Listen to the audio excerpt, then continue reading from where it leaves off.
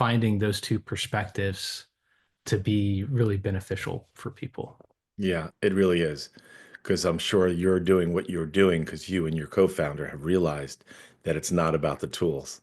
It's about how people use Yes, them, isn't it? absolutely. Yeah, Absolutely right. that's the magic. Yeah. So I'm the CEO of Pitch Kitchen. Uh, we are an um, AI integrated sales and marketing enablement agent. And the reason why we are that is because our clients need to integrate AI into their sales and marketing. Uh, and what I'm realizing is it's not just integrating AI, it's actually helping people understand how to use AI. It's not about the tools. So I'm really, Yes. Jonathan, you're here, you're coming from the AI perspective, and also your co-founders coming from the organizational change perspective. So welcome. Hey, Jason, nice Thank to you. see you again. Hello, Mark. Nice to finally meet you face to face. Yes. Yes. Nice to meet Glad, you as well. glad you're here. This is going to be a breakthrough conversation for many. Got Jonathan Flower here as well. So I'm really excited, Mark, that you're here. So this is a two-part workshop for CEOs, founders, bringing innovations to their customers. And I think the one thing that everybody who comes to this, I call this the positioning power hour, is this is the requirement. You have to, one, have at least one customer that is absolutely delighted, like through the roof delighted with what you are offering in the world. And the second requirement is that without your thing, without the innovation that you're selling, that people would be suffering. There'd be suffering in the world. So I'm just checking in with you, Mark and Jason and Jonathan. Do you meet those two requirements? Yes. Tell me more. You want to know more? You mean in terms of do we have at least one customer who's delighted? The answer is an unequivocal yes. We're having a conference in Boston on June 10th and 11th. We're going to have about 300 people there. And I'd say that just in terms of the speakers alone, there's probably about 40 people who are delighted enough to get up on stage and tell their friends and their colleagues about what they're doing and how they're doing it with our software. And Wonderful. frankly, we started our whole company based on a very simple problem that the pain and suffering that most people go through using a traditional, what's called legacy learning management system that you've probably all had to endure at some point and take a brutal training session on sexual harassment or something like that, that you didn't A, want to take, B, you were forced to take it. You had to be kept like a forced march on a screen. We decided to just take the complete opposite, Greg, and say, what if we built a platform that took a sales rep and we put them at the center? And we said, what do these people want to learn? How do they learn? What's important to them? So we're doing both those things. Mm, I love that. I love that. And welcome, Maria. Great to see you here. Thanks, Greg. So, Maria, unlike the other webinar, this is more of a positioning power hour. This is like office hours, I call it. I'd like to rub elbows with innovators out there and office hours as a way coach people, just, absolutely free of charge, just like let's dive into the details. And so that's the nature and tone and tenor of this kind of discussion. I will be leading some talk about the five shifts, so there'll be some specific value for people to get out of this. But Maria, just so you know, you don't necessarily have to stay for the whole thing because you're getting the deep dive working with you. Actually, Maria is a new customer of ours, everyone, just Hello, so you know. everyone. Hello.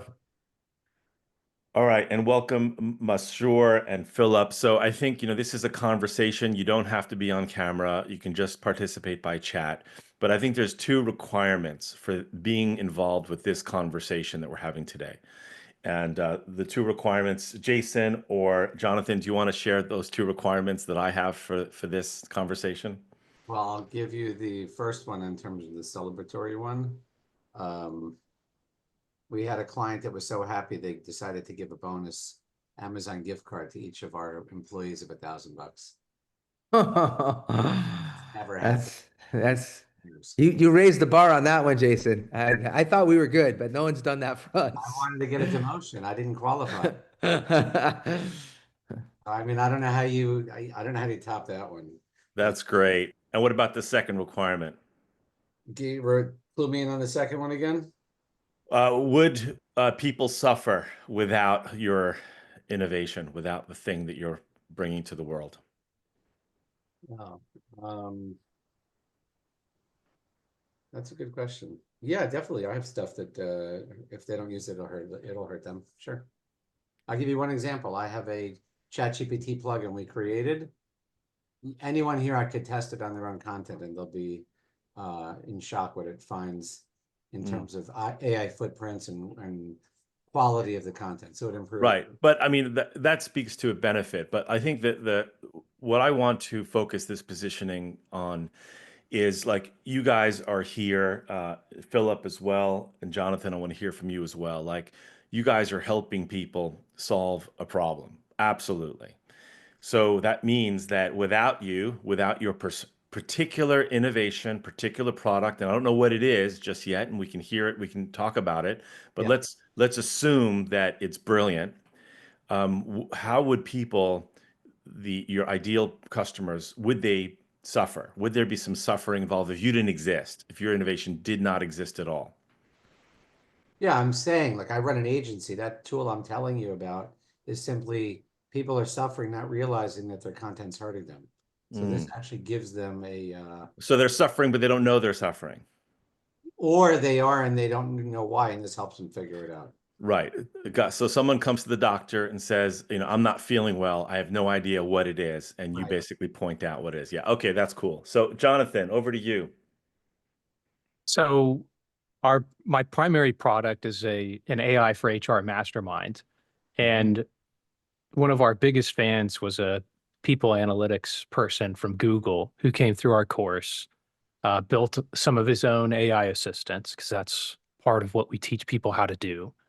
And he went back to his organization, shared some of what he built with his coworkers, and like in the middle of the 4-week course, he was already having people come from his team asking him questions about AI. And so he was already being perceived as a leader on that aspect. And so that was great. He recommended us to a lot of people. He was a big fan of ours. And the the suffering that I see is I have another friend of mine who worked for Microsoft. I kept asking him like, "Hey, are you starting to use AI in your coding?" And no, not really using it, not really using it. And, are they supporting you? Are they training you? No, not really supporting. I have to like ask, and so I think like just a couple weeks ago he asked for access to Copilot so he could help him start coding. Mm, And he got laid off last week wow. From what company?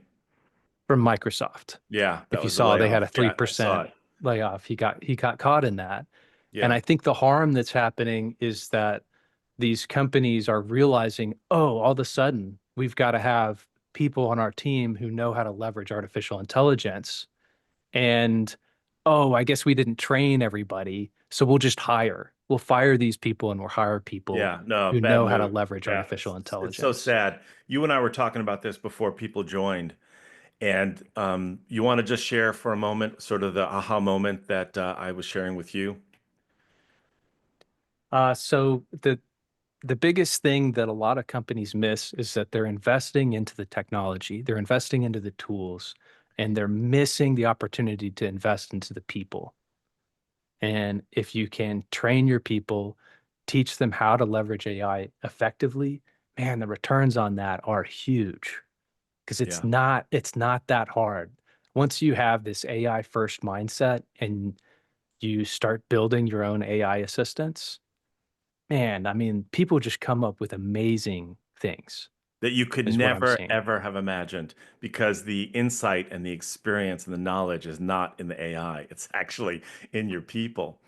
And it's in Yes. the people collaborating with the AI where the magic is. So I've become an AI educator just in the last year, only because when we deliver AI integrated sales and marketing and enablement, I'm realizing that the people, the executives and the teams that are using it, out of 10 people on the team, there's 3 that will jump on it and be like, oh my gosh, this is the best thing since sliced bread.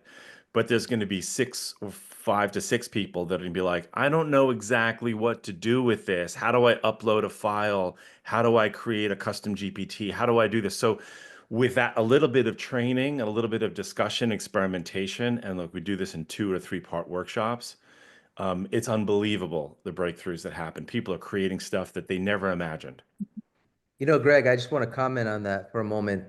If you think about it, I'm assuming for many of the people on this call, they likely have some type of early adopter personality themselves, just by virtue of the fact that AI didn't exist, and several of the people are already commenting. I'm in the exact same boat.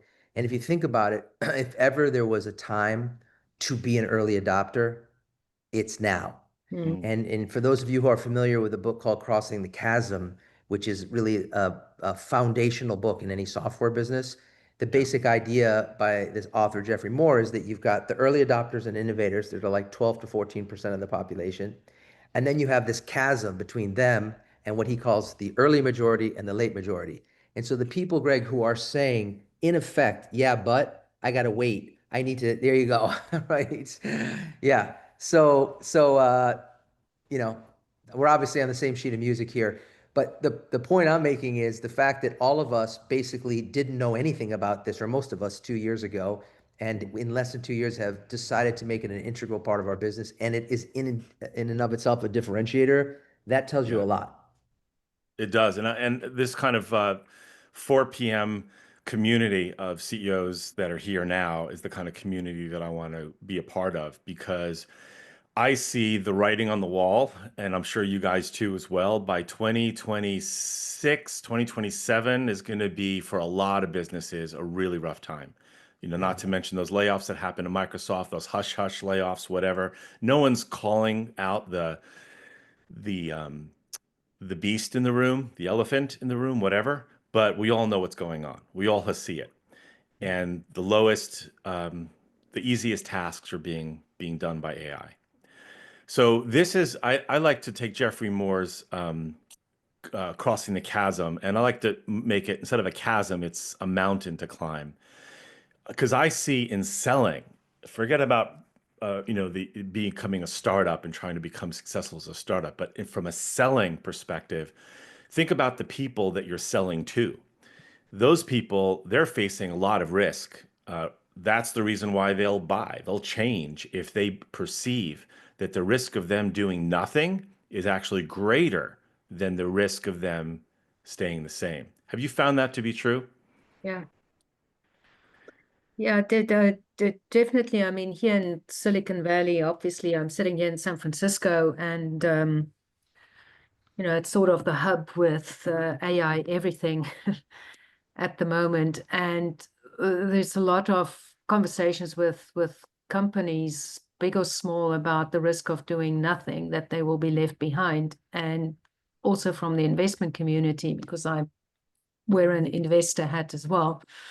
It's really, if your companies that you're looking at investing in don't have, they don't necessarily have to build AI products and services. But if they don't do AI enablement for scale with the company, they are becoming targets that no one wants to invest in. So Yeah. really that aspect of not doing anything. And I think part of the problem on alternate Saturdays, we're just a group of Bay Area business executives and consultants getting together to just wrap our minds around how to use some of all these different overwhelming tools. And some of it can get so overwhelming on where do I start? How do I use it? How do I just do this type of simple task? How does it Yeah. increase? So, Maria, you're bringing up a really good point in the communication and positioning story, that unless you actually have in your messaging platform the how, like how do I do this? How? Then it's just like it sounds good, but the risk of change is just too great because I'm imagining 19 things that I have to do that I don't want to do. So that's why the clarity of the caveman, like 3 steps, step one, do this. Step two, this is the second thing. And step three, guess what? You're already there. So that the how, by the way, I don't know if you all had seen a documentary about how they save these kids in Thailand that got stuck with their counselor in a cave. I don't know did you ever hear about these 17 kids that somehow were rescued? Did you hear about this? Yeah, yeah, that was a So really, the story there is the Thai government wasn't going to allow the two divers to they weren't going to allow the divers to save these kids because the risk was too great that everyone was going to die. So the divers decide they were expert divers, and the fact that they were experts wasn't enough. They actually got out a whiteboard and they mapped out exactly piece by piece how they were going to save these kids. And it was after that presentation that they said go, and they saved the kids. So that's what taught me the lesson of in marketing and messaging that the how component is essential, needs to show up on your homepage and all of your marketing. We need to train the GPTs on the how because otherwise it's just happy horseshit. All right, so this is one thing I wanted to share. We're gonna sort of dance around here in the five. There are really five shifts that CEOs that really cross the chasm and really bring their innovation to market. There are 5 shifts that they do. And one of the shifts is they position their customer as the hero of the story. And we all know that. We all want to make our customer the hero. But the problem with that is most CEOs, most people don't know how to do that. Because if they're the hero, who is the trusted guide? Who is the villain of the story? Who are the adversaries? What does the promised land look like? And who are the champions? Would anyone here care to talk about what they're selling and name the characters of the story that you're selling into? And this is a fundamentally core positioning exercise. So let's jump into it, guys, if you're game. Mark, Philip, let's hear from you, Philip, Jonathan. Can you hear me all right? Yeah. How's it going? So the service or product that I'm selling is an AI tool that helps categorize experiences for speakers, authors, and podcasters as well. Mm. I would say that when it comes to the characters, it's them in terms of I'm still trying to figure out which part, like which sort of characters we have, but I'm thinking they're more so of the champions, maybe thinking at the moment. No, let me help you. Okay. So you know the story of the Lion King. By the way, ChatGPT couldn't I have create. actually never watched The Lion King, believe it or not. I'm All right. sorry. Well, that's fine. You definitely don't have kids. So the Lion King is Simba is the hero of the story, and villain was Scar. Scar basically killed his father, took over the kingdom, and cast him out and the victims of the story, animals, away from Pride Rock, the Promised Land, and and was basically causing chaos. So along came a guide who the hero just happened to meet in his adventure, and the guide, Rafiki, shared with, basically pointed out what Simba needs to do to overcome the challenge and restore balance to the Force, if you will. Let's do a mashup of stories here from Star Wars. And there were adversaries that were allies of the villain, and those are the systems in place that keep the old way, the old approach working. And the villains of the story typically are the ones, the status quo, the systems, or the belief in the mindset that things should be a certain way. So, and I'm giving you sort of a crash course now on like who the characters of your story. But if you're selling something to somebody, they're the ones that are suffering. I mean, you're the hero in your own story for sure. But if you're selling something to someone, you're trying to help them overcome a challenge, and that challenge is typically generated by the villain of the story. You need to name the villain, be clear about that villain. That villain is typically a mindset, or a thing? So Greg, anyone else? can I Yeah, just thread a needle? Because Philip sure. probably knows a lot more about this. Philip, a different movie, Star Wars. Have you seen that movie? Oh man, where have you been, my friend? I'm sorry, y'all. I watched a limited amount of movies. I'm sorry. It's That's okay. okay. No, no, it's totally So, fine. so Mark, over to you. So name the characters in your story. What are you selling? Who are you selling it to? What is the problem that they're facing? Who are the champions of your story and who are the adversaries? Lay it all out. Where's the promised land? Where's the world that you want to take your customers to? Yeah, yeah, sure. So, well, what we're selling is called sales enablement software. Hmm. And that's just to clarify what that means, it is our company's called Allego, and Allego helps sales and marketing teams to harness the power of AI to enable sellers with what they need to know, with what they need to say, and with what they need to show. So pretty much anyone who's selling anything, in our case, it's highly focused on people in regulated industries like financial services and medical device. You need to bring a certain level of expertise to the market, and you have to be able to demonstrate that competence in terms of your knowledge. You have to be able to articulate it in a way, in the way you just described, Greg, that people resonate with it, they understand what you're talking about. And then finally, you've got to know what content to pull to show someone. You have to curate that content, and you have to know how to deliver the content So, because, Mark, yeah, can I jump in so far? sure. Yeah. Are you open to some coaching here? Yeah, absolutely. That's why I'm here. So, did anyone notice in that summary of the story, it was what was missing was the problem. There was no discussion of what the problem was. It was all discussion of attainment of certain goals and achieving certain and going to a place where people may want to go. But it wasn't discussing anything about the curve that we're talking about. Like, what is their current situation? What happens if they don't change? What's the mindset or the status quo villain that is keeping them, holding them? Yeah, no, no, I'm with you, Greg, and I'm happy to do that. Just to be clear, but what I've recognized, even when you're doing this, like I'm a big believer in the concept of what you're talking about. And if it's a grab or open in a presentation, yes. But in a roundtable like this, the issue is sometimes you start talking about the problem, but people have no orientation of, are you Salesforce? Are you different than Salesforce?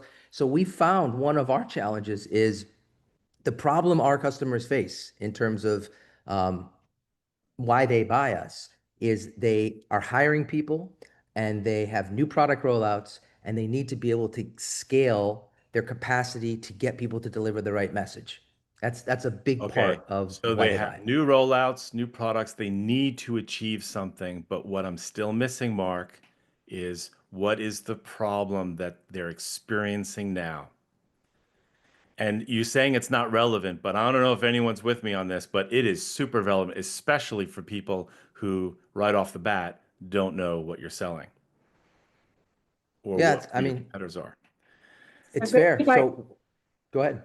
sorry, if I understand you, so, and I know when I do a lot of things around investments, the value proposition, i.e. problem statement is the key. So one aspect to look at it, and one sort of nice framework is what's the pain that the customer is experiencing because it's causing, and what's the impact it's causing Yeah.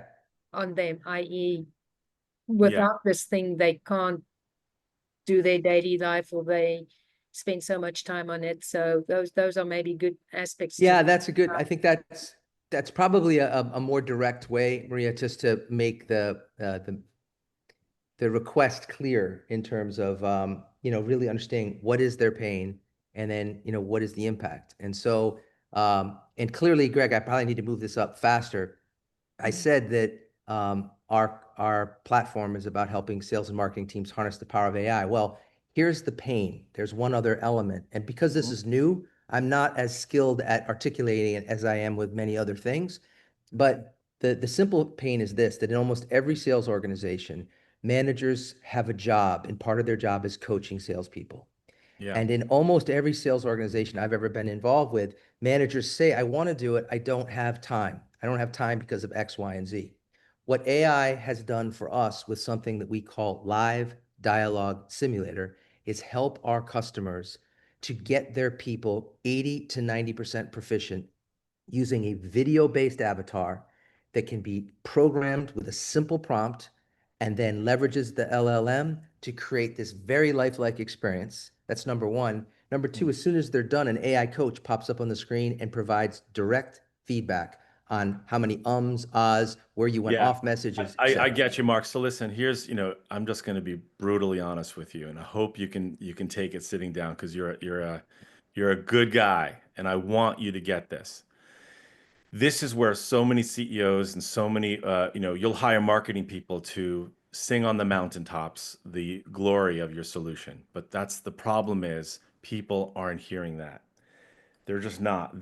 What they're hearing is if I don't do this, I am losing sales. If I don't do this, I am not training my people right. And that means I'm going to lose really good. Like, what am I losing by doing this? So, like, you got to go dark. I'm encouraging you, Mark, to like, I know you've got a lot of excitement about your product, but in your story, unless you're going dark and really touching the third rail, which is why people do not buy, because listen, if what you said was so resonant, why isn't every time you speak to a customer, they just like, where do I sign? How do we get this going? They're Well, not. Greg, let me come back at you at that one. So just to be, in the spirit of this CEO conversation, who among us, what company has the situation where everybody's buying after they hear their value proposition? No, you don't have to like, nobody is. I get that. I get So, that. so I mean, that example is a little bit, that's No, like, but I'm so saying what makes a message more resonant than less resonant? And I see every day tens of websites, and maybe we can bring up yours on the screen and we can talk about it. But I don't want to, put you under the microscope. I think just in general, this is the common pitfall that most marketers and most CEOs make when they're bringing their innovation to market is they focus on the solution. And the problem with doing that in the message stack is that it's just noise. yeah. Yeah, I think that point is fair. But I don't, and I certainly get your point about go dark, and I didn't even go to Cooper Union. So, but I understand that pain is a more powerful motivator than pleasure. I got all that. Yeah. But it's kind of a radical ideology. But I'm not saying it's wrong, and I wouldn't be here if Yeah, I so had that's everything that, figured out. yeah, that's the first shift I talk about. I see CEOs that are really crushing it and crossing the chasm, and they're doing that first thing. They're basically leading with the problem. So instead of saying our solution helps you achieve this amazing goal, it says our solution helps CEOs who are frustrated with something. So it's just a slight Yep. positioning shift, and it's Yep. much more effective than leading with the goal. Got it. All right, so let's move on to the second shift, which is the idea that I believe, and who else here, type in the chat if you believe that bringing your solution to the market is really an act of leadership. Do you believe that it is an act of leadership? Philip, Maria?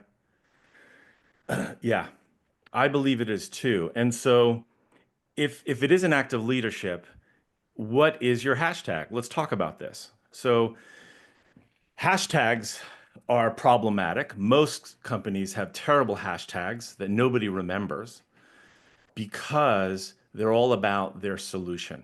It's not about getting the hero to overcome the thing and get to the promised land. It's not about helping Cinderella get to the ball to meet her love and live happily ever after. It's about, oh, you got to buy our awesome glass slipper. All right. I know I totally messed up that metaphor, but type in the chat here who would like to share what your hashtag is that you're running with right now. And this is a positioning powerhouse hour here. So feel free to talk about it. What is your hashtag? And hashtag's like, who cares about a hashtag? Well, I care because it should be a 3-word rebellion, a 3-word movement that actually gets presidents elected, that, trusts, that helps investors decide where they're going to get their data from, whether it's Wall Street Journal or the New York Post.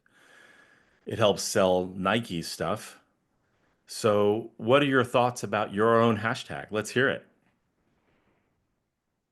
This is like your manifesto, your leadership manifesto. And if you don't have one, this is a time to brainstorm what it can be.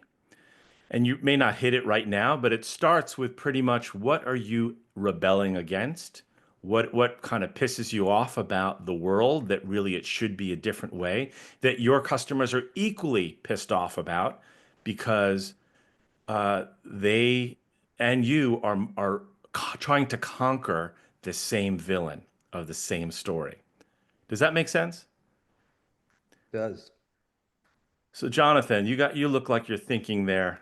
What's your hashtag? If you don't have one, let's try one on for size. What do all these Yeah, have in common? These are successful hashtags that are either social movements or successful businesses. They have a verb in it, a active word in it. Yes, and that's why sales hmm and marketing is an act of leadership. You're leading people to do something to make change. It's not just a thing, a noun. It's a verb. So Yeah, that's I don't really have one. The closest thing that comes to mind is future of work, because we're trying to help people kind of yeah. engage with So yeah, so what let's talk work's about like going to be. the future of work is pointing to a place, but it's not so much a place, it's an adjective that describes a place, but you haven't described the place. And so it's okay. Your three-word rebellion, and I want to recommend a wonderful book by Dr. Michelle Mazur called Three-Word Rebellion. She actually inspired me to write my book called Storycraft for Disruptors. And in her book, she did a lot of research on social movements and why social movements succeeded and why most of them fail. And uh, Occupy Wall Street failed as a social movement because it didn't point to a positive future for the tribe of people that it tried to connect with. So, future of work points to, well, what is that? It's a curious statement, but it isn't pointing to what I need to do. Like, what do I need to do to achieve a place where or my team is doing wonderful things in the future? So it creates a lot of question marks. I hmm would say hmm too much brain calories have to be used to figure out what it is you want. So whether we like or hate Donald Trump, those four words worked for getting him elected, didn't they? Yeah, And Greg, so can I just ask you a question about the comment you just made using yeah, Occupy Wall Street as an example? yeah, So you could make the case Occupy Wall Street went dark. It was a dark movement yeah, with a big complaint as the core yeah. element. That's And right. yet what Negative. you're saying is that so they went negative, but Yeah, then that they failed yeah, because they didn't in effect have a vision, which what I'll call the positive. yes, yes, exactly. Is Yeah. that true? Is that what you're That's saying? that's what Michelle says in her book, that Okay. successful social movements have a positive view. Even if it's not positive to everybody, it has to be positive to the tribe of people you're selling to. Right.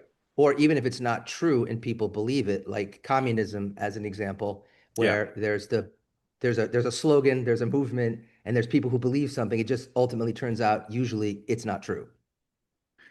I guess. I don't know. That's a bit above my pay grade. I'm not hired by social think tanks. Well, I you're just, using Make America Great Again, so I'm just tying into yeah. the political realm that, And that's that's a fine. movement in this And country. it's a trigger kind of thing. And I don't mean to go there. I mean, let's look at this one. Hit your number. So Zoom Info, they sell the most boring thing you can possibly imagine. They sell data. Like a dude, Bob, wakes up on a Tuesday morning, he goes to work and sells data for Zoom Info. But what is Bob really selling? Anyone? You know what Zoom Info sells? Anyone know what they sell? Yeah. Contact Access numbers. to the opportunity to be able to hit your sales quota. Yeah, so they did some great marketing here with their hashtag hit your number. It starts with a verb, calls to the place that their customers want to get to, which is the reason why I'm buying this data. The purpose is so that we could grow and make more sales and hit our number. So like it's so specific. I love it. So this Yeah. is the kind of thing that you need to think about for your business. So you may think like, well, what does it matter? I don't need a hashtag. Well, you do, because what it does is it distills down in just a few words, and it's hard to get there. You don't really get there at first. You get there by doing this magnetic messaging framework work, which we do with our customers, but you get to that distillation of the leadership idea of where it is that you're taking people, and it could be aspirational, and it's why you're taking them there. Does that make sense? Any comments, or do you have, do you want to try on for size a hashtag that you're thinking about for your business? This is a workshop. Let's jump into it.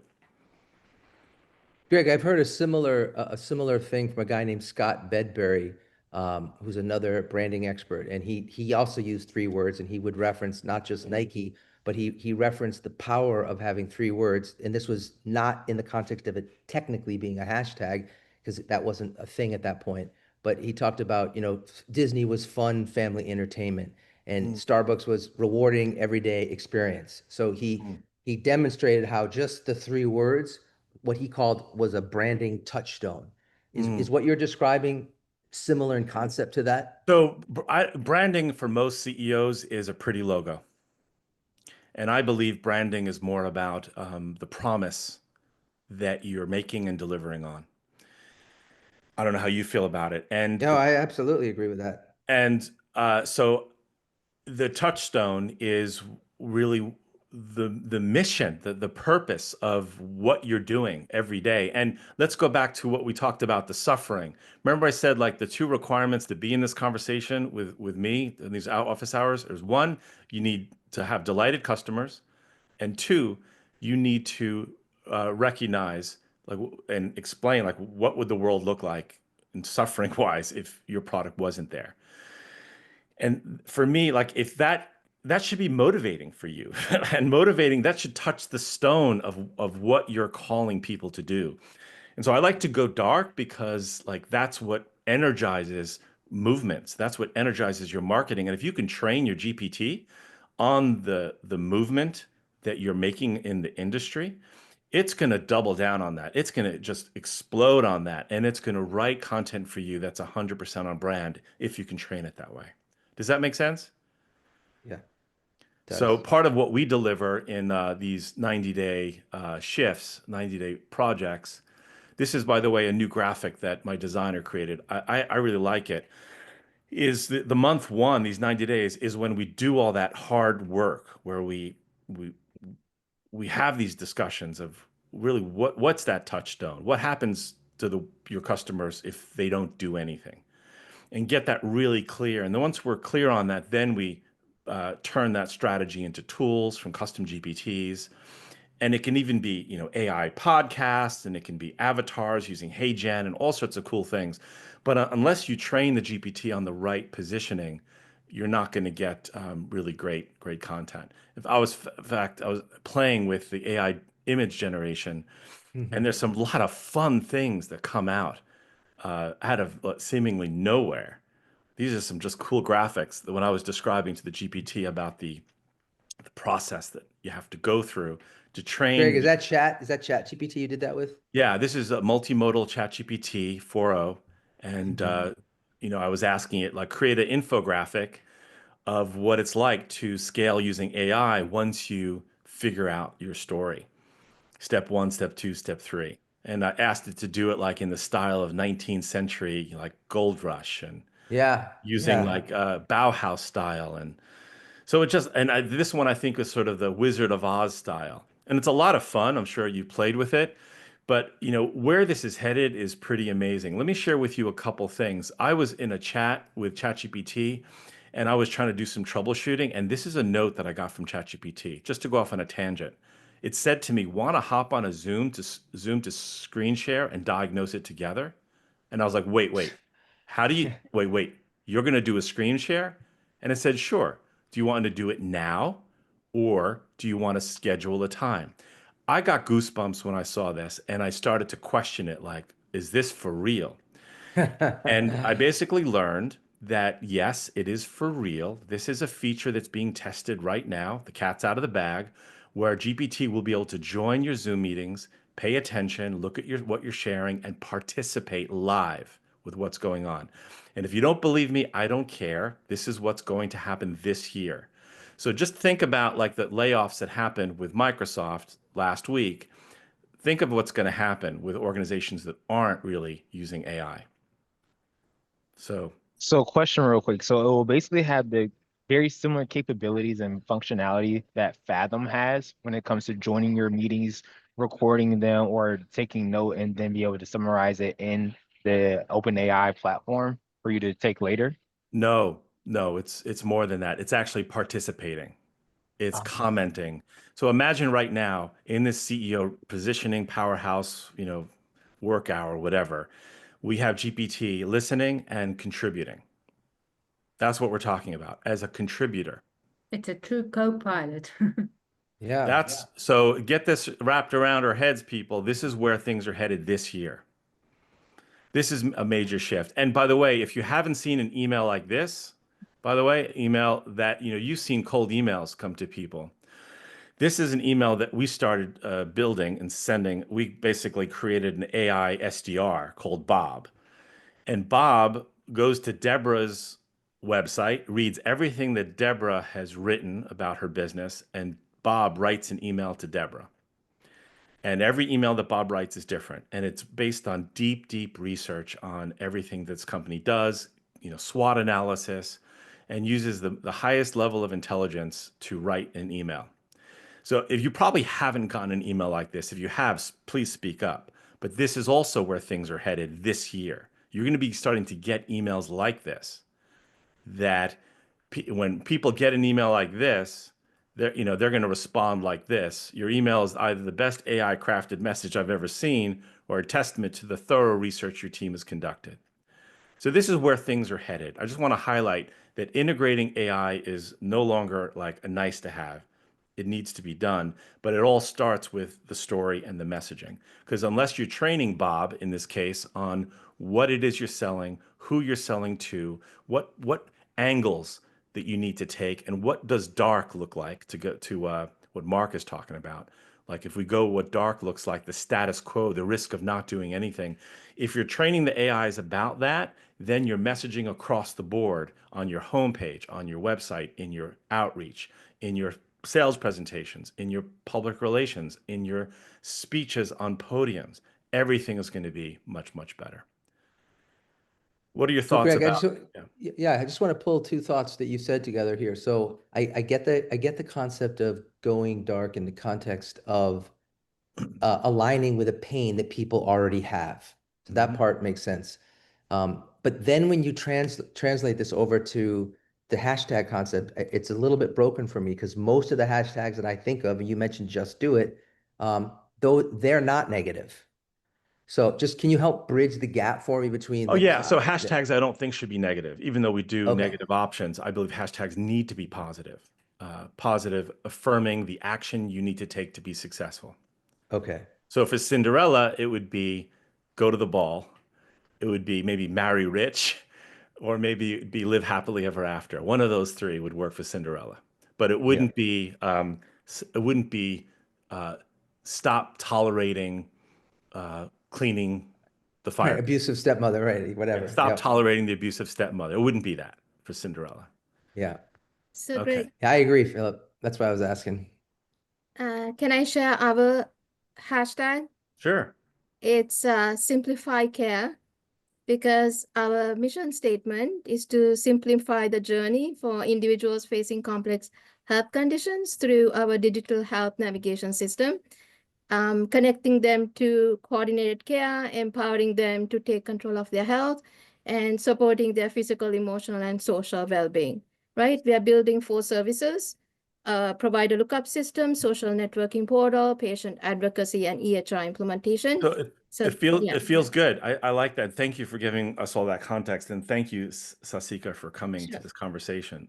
I like that. It feels good. Simplify, because it sounds like the opposite of simplify is what your prospects are. Exactly. They're facing. The dark side is it's not simple. It's complicated. It's Yeah. messy. And so while you're in your hashtag, it's aspirational, and that's great. The dark area that you have to go is you got to get down and meet them in the messy middle of what they're dealing with and empathize Right. with them. And that's the work of your messaging on your homepage, in your marketing, and where you need to train the AIs. Gotcha. Thank you. Sure. All right, so should we jump into the second or third shift now? Mhm. Sure. So we talked about falling in love with the problem, and Mark, I like how you say go dark. I think it is, you know, a real good doctor, really, even a psychotherapist, gives patients and spends time empathizing and feeling what it's like to be stuck. I don't know if anyone here is in therapy, but I'm sure, has anyone here had a really good therapist? Have you noticed their ability to do that? So I believe as a seller, if you're taking the position of leadership and thought leadership and helping your customers overcome problems, newsflash, guess what? Your messaging actually needs to align with empathy and problem-centric communication. So I don't want to just say that. What do you think about that? And then we'll move on to the third one. Is that a fair leap to say that your messaging needs to empathize? Absolutely. You want to say more about that? Yeah, so the problem that we are trying to solve is that patients with complex diseases, they face significant challenges in receiving multidisciplinary approach for effective diagnosis and management. Most folks that have complex conditions, they need to see more than one provider and go to more than one institution. So yeah, so we in our problem statement, we actually focus on that, stating that that the siloed patient portals, they makes it even harder for them, right? Mhm, And mhm. also lack of cure intensifies the management challenge. So that's the problem that we are trying to solve. Right. Got it. Cool. Thank you for that. So Philip Robinson, forgive me, Philip, I'm not paying attention to the chat so much, but feel free to speak up. You said somewhere in the chat, I would have been creeped out. I'm not sure what you meant by that. Was referring to when you were using ChatGPT and it said, "Would you like to join a Zoom call?" Yeah, you had been freaked out. Yeah, I got goosebumps because this is where things are headed. So anyway, exciting times, people. Let's embrace it. So this is a shift that you should make about naming your category. All the successful organizations that we see, from Salesforce down to Apple to every customer that we work with, we make sure that they name their own category, and it's typically a pre-word. So spatial computing is going to be a category. Apple is trying to make it their own by calling it spatial computing. And it's not just computing, it's how you go about computing. And so the formula is this: existing category, your product, and creating a unique category. NVIDIA is doing this now with what they're calling accelerated computing. So they're not just selling chips that do stuff, they're selling this the new way that does it. So this is a way to become like the Gartner upper right hand corner if you're selling an innovation. This is a technique that works. It's like magic, because when you create a category that's unique, that all of a sudden you're becoming a category of one that everybody else is trying to compete with you against. And it typically forms when you figure out why is your solution so unique? How does it solve the problem in a unique way? And once you do that, you figure out what word needs to be put in front of the existing category that differentiates. So does anyone here, have you done this? Has anyone here done this already? Does anyone want to share what category you're in? For example, Sasika, what category would you say that you are selling in right now? How would people categorize you? Like, oh, you're in the so-and-so business. What business are you in? Yeah, I mean, we are building a digital navigation, health navigation platform. So would you be in which category? The digital health navigation industry? Yeah, Like, okay. So if you're in the digital health navigation industry, that's a pretty big, like massive category. There's probably thousands of companies and organizations that will help people navigate. So you need to yeah. make this shift, which is what word might you put in front of or on the back of to describe the category in a unique way that makes what you're selling like a no-brainer for your ideal customers. That's the challenge. Got you. So what makes us unique is that there are lots of organizations that do that provide some of the services. Nobody does all 4 services that we are building. So we are unique in that way. Right, but what is it? Like, so what? It's you basically saying our umbrella, our tent is bigger than everybody else's, but you haven't named how it's bigger or what the method is. So that's what your work has to, you got to do that. Otherwise, it's just going to be one of 1,000 or more. You'll just Got be you. one of 1,000 options. And when people have options, they see you as no different, and who cares? So in last week's meeting, you had an infographic that showed before and after scenario. Mm-hmm. And so I thought about it, and I came up with and we are looking to create something similar. So let's say the challenge is care coordination. Before iHealth is fragmented and confusing. And after iHealth, it's streamlined through a centralized platform, So which is let me give you a hint. I like yeah. care coordination. I Yeah. think you need a prefix, a pre-word in front of care coordination that would Mhm. totally nail it as, well, how is it different? Why is it special? How is it the 1 in 1,000? So just give some thought, and you can actually do some work with GPT on this too. GPT is wonderful at ideation and brainstorming. So Okay. So yeah. So all you can right. So even yeah. use the magnetic messaging framework GPT that's out there for you guys to use. I built it, and you could brainstorm with that magnetic messaging framework GPT on what prefix you might use for your category after you train it. Yeah, so Greg, so like I mentioned, right, before iHealth, it's fragmented and confusing. I get it. After iHealth, it's streamlined through a centralized platform. Right. So I don't like the word streamlined. I think it's more like unified. So maybe it's unified care coordination, or just you got to find one word. And we're not going to do it here, by the way. But just Gotcha. I'm setting you in a direction. Okay. Hope that's helpful. Is that helpful, Sasika? Yeah, so I have 2 other category challenges. Access to specialists. So before iHealth, limited and time consuming. After iHealth, quick connect to a network of providers. And then the third one is support resources. The before iHealth, scattered and hard to find. Right. And after iHealth, So comprehensive I get resources. that, but I don't, Sasika, forgive me, please. I don't want to spend the time here diving into your slides that you're probably reading right now. That's great. You're doing the work. Okay. That's awesome. Okay. Just Yeah. continue to do that work. All right. Yep. So I want to move on to the 5th shift that I'd like to share with you guys before we wrap up. And this is about the AI stuff. You know, you guys, I feel a little bit like I call myself the Pied Piper on the one side, but I'm also a Chicken Little because things are changing really fast. So, and I want to let everyone know the sky is going to fall pretty soon. So I want to encourage you guys to either get these things nailed down and get your AIs working with your team very quickly because things are going to happen. So these are words that I found that GPT is using, and it's like the telltale giveaways of, oh, I just read something and a human didn't write that. Have you found this to be true as well, these kind of words? The dead giveaways. And have you found a way to delete these words? And how do you do it? How do you make sure GPT doesn't use words like this in writing?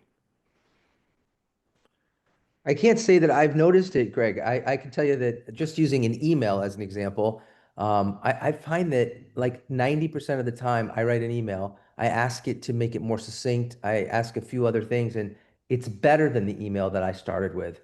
So I haven't noticed it, but maybe this is happening. Yeah, it is happening. And it's been trained on, marketing words from the 2015s. Here's the Like president. moreover, unleash, elevate, delve, supercharge or AI powered, AI enabled. Those are also like massively used by GPT. So the problem with using words like this is they're meaningless. They don't do anything to create clarity, and clarity wins every time in messaging. Do you guys agree with that versus this kind of Yeah. marketing buzzwords? So you can delete these from, but it takes a little bit of training. And so the secret weapon is you could, I believe you need an outside expert to interview you and interview your team and validate findings with select customers. Apply the most problem-centric, the dark first framework, because that is where the messy middle is with your ideal customers to really figure out what their world is like. Step outside your solution world and inside their problem world so that your messaging is dialed in to them. So that when they hit your website because they met you at a coffee shop or they heard about something your organization is doing or a referral, in 6 seconds, they know exactly what you do, what problem you solve, what your solution is, how it's different, what authority and credibility you have, and what you want them to do. Like, what do you want them to do in order for them to get out of where they're stuck and be successful? That can happen in like 9 seconds if it's done right. And it can happen and train the AIs, the large language models, as well about your clarity of your story as well, because that's the new SEO of 2026 is to train the large language models with a clear story, not just the solution speak. Because if it's solution speak, it's just going to be more words like this. And this is garbage to AIs. AIs read this and they have no idea what it is that your real story is about. So the second shift is to get that framework done, train the AIs, and recreate your website, presentations, emails, create a whole launch pad for your marketing. And once you have that, you'll be able to do all sorts of great stuff at a fraction of the cost that it typically takes and lower the time and money that you guys are spending. I'm seeing customers lower like $8,000 of billable hours to like $3 of API credits once this is done. So that's my recommendation for the secret weapon is to train the AIs, and you do that through a process. So yeah, what are your thoughts? This is the Positioning Power Hour. Is this too much? A little? What value did you get so far from this discussion today? We're at the top of the hour. One, I want to say thank you, Greg, for hosting this. It's been extremely beneficial. I'm gonna have to go back through my notes to make sure that I caught everything correctly. But the one that sticks out to me the most is more so understanding all the characters of your product and service. And while knowing where people sit within, are they the villain or are they the adversary, that is going to impact the way that you have your messaging and also you build out your website and all of that.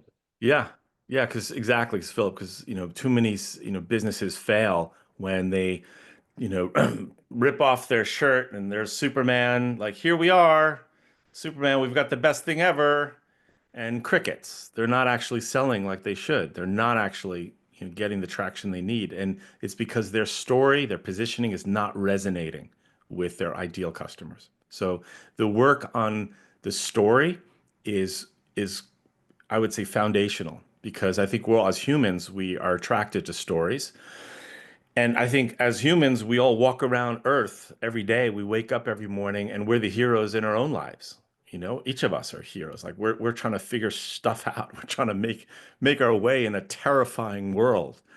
And so that's who we are. And that's who your customers are too. So the idea is if we recognize that that's where they are, we have to, if we're messaging and positioning and selling our product, we have to meet them where they are.